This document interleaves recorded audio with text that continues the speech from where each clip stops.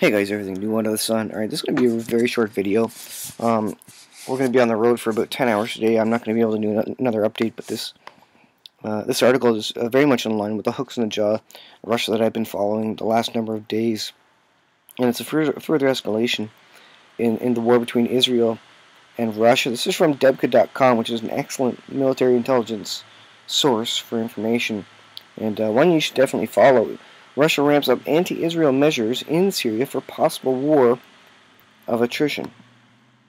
Now this is big because I think this all adds to the narrative of Israel versus Russia and the hooks in the jaw that are drawing Russia in against Israel, even though Russia doesn't want to go to war against Israel.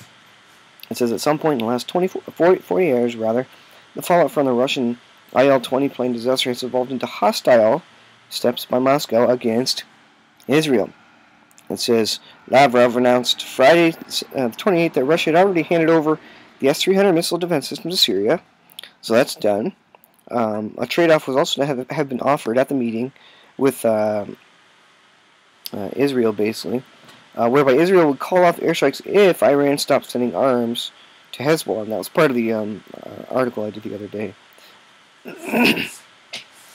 Well, Mikhail Bogdanov, Russian deputy foreign minister, commented caustically to the Arab media on Friday that Israel should stop noting our mistakes. So Israel is basically making fun of Russia, saying that they can't handle their own air defense system. They can't deal with it. Our Air Force can handle their systems, Shoigu said. Many Israelis use social media to pour contempt on Russia's military capabilities.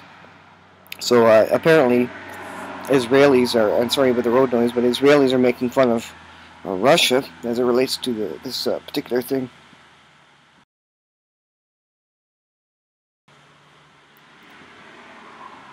Number 3, it says, Russian military experts describe the new electronic warfare systems through local media as already installed in Syria. So the systems that I did a video on yesterday are already installed, ready to go. Apparently they're capable of tracking Israeli planes in Israel and Europe when they're still on the ground. So they're suggesting that they completely control the theater of war effectively right now.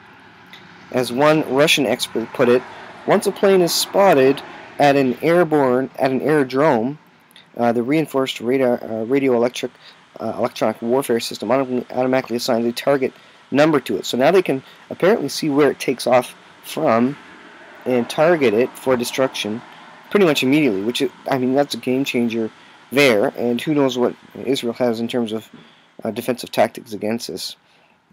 It goes on. Number 4, in addition to the S-300, the Russians are working overtime to install a new short-range Pekora M2 anti-missile system for boosting defenses of Damascus. Now that's key because Isaiah 17 speaks about the destruction of Damascus, which is likely going to come before Ezekiel 38. So as you see the hooks in the jaw of Russia, Russia is being slowly turned around.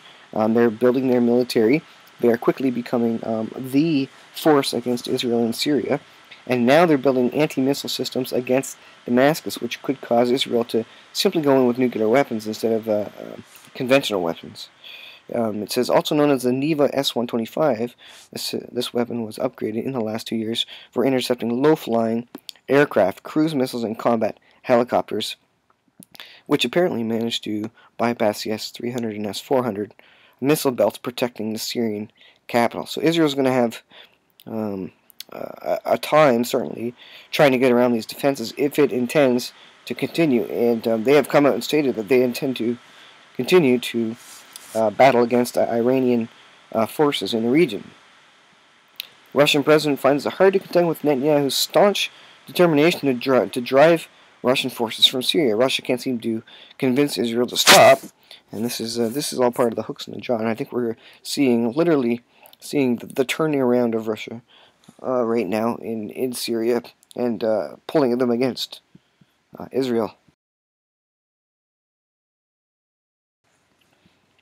So this is fascinating. This is basically the next chapter in the hooks of the jaw of Russia being turned around. We don't even think the Russians can force Iranians out of Syria, because force implies force, military action, basically, of Russia against Iran. and of course there's an allied agreement there between Iran and Russia. So Russia's doing everything it can to convince Israel to stop. Israel's not stopping, so Russia is quickly being pulled into this battle, hook, line, and sinker, if you will. And certainly the hooks in the jaw are there. I think Bible prophecy, I think Ezekiel 38, in terms of the hooks in the jaw, is being fulfilled as we speak. I think this is proof. It says, "For now Russia is not only becoming increasingly obstructive, but hostile," it says. "The new air defense systems and electronic warfare measures Moscow is delivering indicate that the Russian military is digging in for a war of attrition against Israel. Those systems may be followed by squadrons of advanced Russian warplanes." So can you see this happening? This is quite literally the build-up to Ezekiel 38. Likely, Isaiah 17 is going to happen first, the destruction of Damascus. Getting around the air defenses by Israel. We are, like I say, we are getting very, very close. Look at this last comment here, and I'll end with this. "Both Russian and Israeli capabilities have changed unrecognizably in the last 48 hours. Nevertheless, the Israeli Air Force has carefully abstained from raids over Syria since the dispute with Moscow erupted over the IL-20 spy plane disaster." So they're literally sitting on the edge. Any next escalation is going to mean all-out war between Russia and Israel. And this is Ezekiel 38 being fulfilled, and so we expect Isaiah 17 to likely happen before that, guys. Incredible times.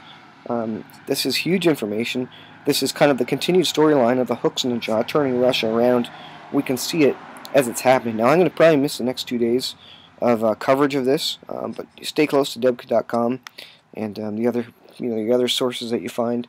And I think Bible prophecy is being fulfilled. We are very close to this Ezekiel 38 battle, I think, right now. Thanks for watching, guys. Thanks for supporting. Please subscribe if you haven't. And thanks for being patient with the road noise and the voice and the traveling, etc. And we should be back to normal here in the next couple of days. Thanks for watching. We'll see you in the next video.